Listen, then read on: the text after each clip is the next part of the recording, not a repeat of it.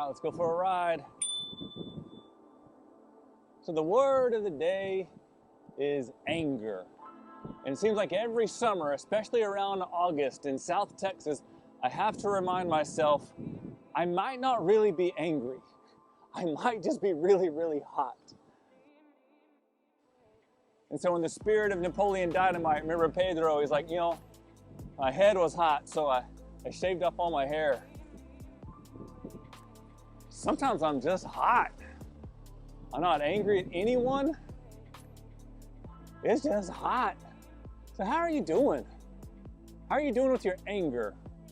And I'm not asking you if you have anger. I'm just working on the natural assumption that if you're alive and if you are drawing breath, some of those breaths are angry.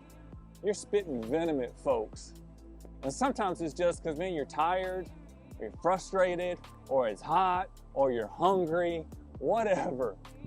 So I'm thinking about, well, how do we handle anger? And is all anger bad? So think about Ephesians chapter 4, verse 26.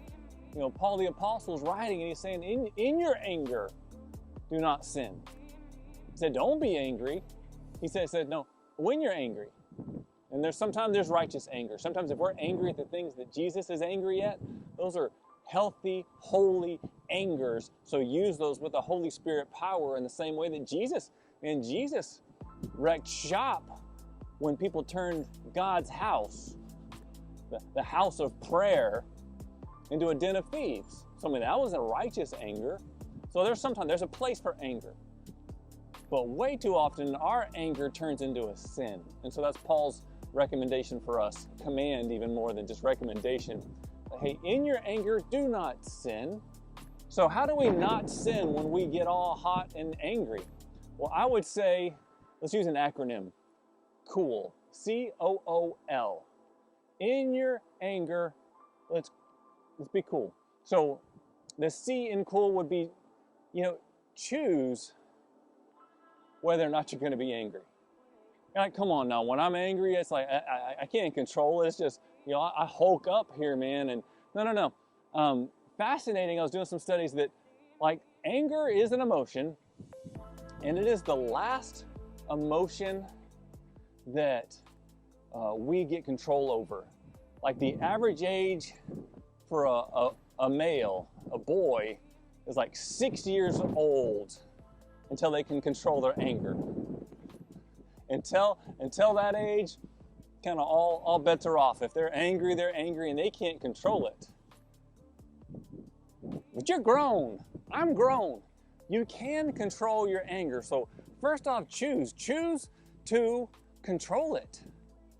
There's that moment, you shouldn't say what you're about to say, or you shouldn't storm out and slam the door, and you shouldn't, but there's a moment where you just go, man, I lit the fuse, all bets are off, I'm out, I'm blowing up. But there's that moment when you can choose. So first off, I'll say choose to control your anger.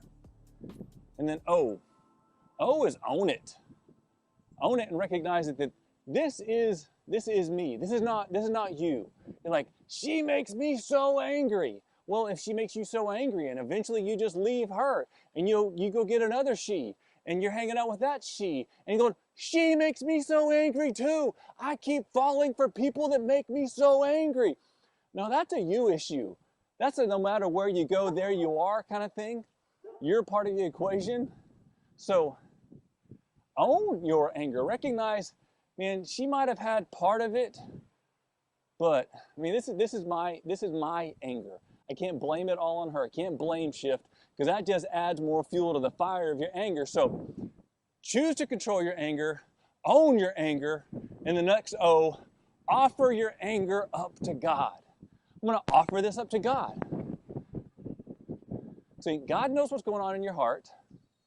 God knows all the circumstances. God knows everything you're going through. Talking to a friend and asking how he's doing lately. He goes, I'm good under the circumstances. Well, what are you doing under there? What are you doing under the circumstances? Offer all those up to God. God who cares, God who knows, God who wants you to have a life that is close to Him. And an angry, clenched fist life is a hard life to be able to live, like open-handed with God, open-handed to serve others, open-handed to love Him and love others. That's hard to do when you're just angry all the time. So you offer your anger up to God and trusting that He can help you with it. And then the L. L is let others help. What will anybody help? My anger is mine. I'm going to sit in it. I'm going to wallow in it. It's not healthy.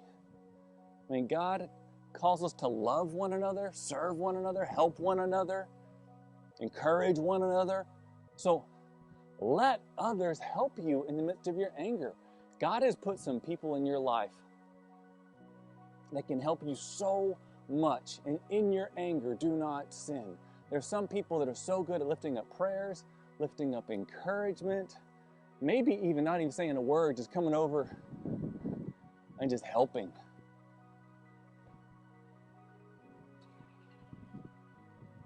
So who are those people in your life? Let them help. And maybe, and hopefully you also need to be that person in someone's life. Like you can see, man, things are starting to redline. They're coming in hot and they need someone to help them. Let them help and be help. It's a reciprocal thing here. So again, I'm working on the assumption that we all have some anger issues. I've admitted my anger issues in a lot of circles, a lot of kind of hanging out with some dudes, some discipleship things, and I've never had another guy go, oh, well, not me.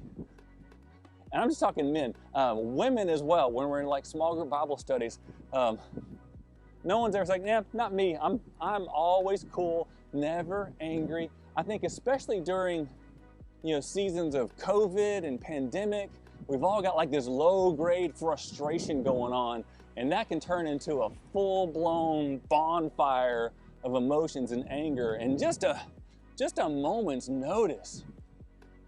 So let's cool. Let's choose to control our anger. Let's own it. Let's offer it up to God, and let's let others help. And God bless you as you do. All right, peace.